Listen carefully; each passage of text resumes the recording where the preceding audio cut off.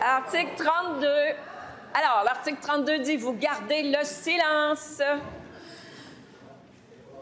En question principale, je reconnais maintenant le député de Saint-Jérôme.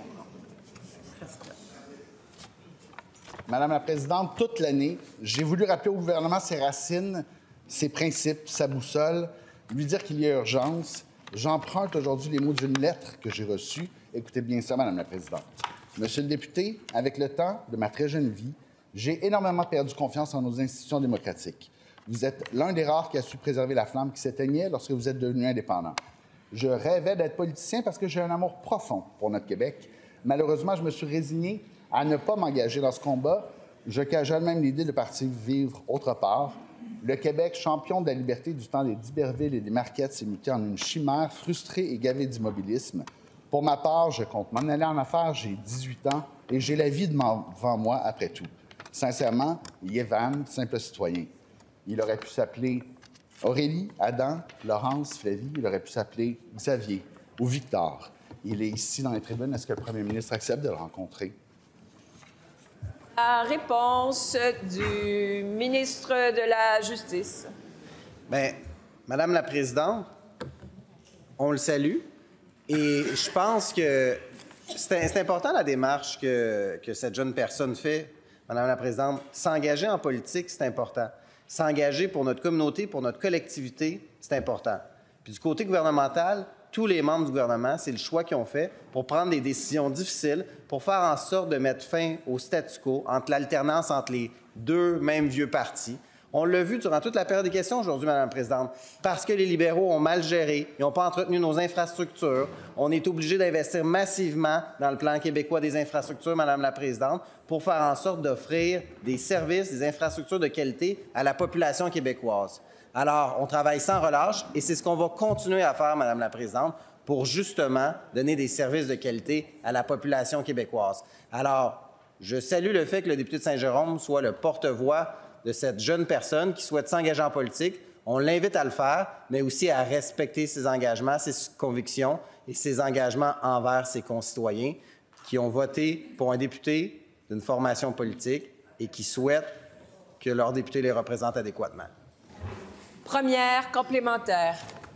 C'est formidable, Madame la Présidente, parce qu'effectivement, je suis d'accord avec le leader, respecter ses engagements, c'est important.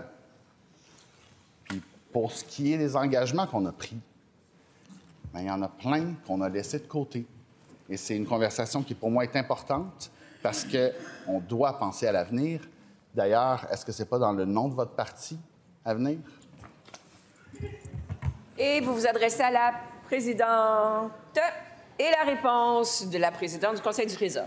Oui, Madame la Présidente, vous savez, quand on est arrivé au pouvoir, les missions de l'État, qui sont la première responsabilité du gouvernement, particulièrement en santé et éducation, souffraient d'un sous-financement chronique, Madame la Présidente, et c'était la même chose pour nos infrastructures. Alors, qu'est-ce qu'on a fait depuis 2018?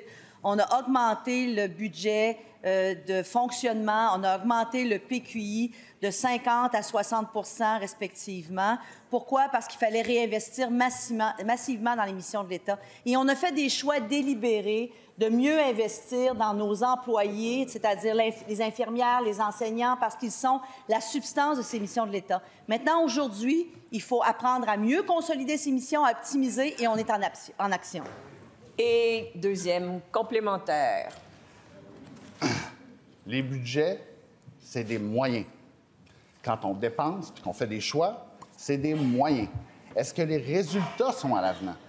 Parce que, Madame la Présidente, on voit un PQI qui a effectivement explosé. Est-ce qu'on sent cette différence-là?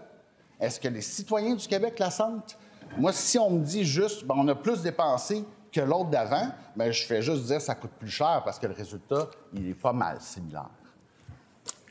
Et la réponse du ministre de la Justice, et je vous avise que nous avons un problème de chronomètre. Regardez, Susan. La Présidente, on investit dans les hôpitaux, dans les écoles, dans les maisons des aînés. Le député de Saint-Jérôme, là, lui, il a eu des investissements dans sa circonscription. Il dit-tu merci au gouvernement? Il dit-tu merci aux payeurs de taxes qui ont financé ça pour offrir des services à sa population? Je ne l'ai pas entendu. Tout ce qu'il a fait, c'est qu'il a quitté. Mais un point important, Madame la Présidente, Samedi, il y a le congrès des jeunes de la CAQ. D'ailleurs, on invite tous les jeunes du Québec à venir, Madame la Présidente. Puis les jeunes, eux, vont se pencher sur la question notamment des syndicats et de l'efficacité de l'État, Madame la Présidente.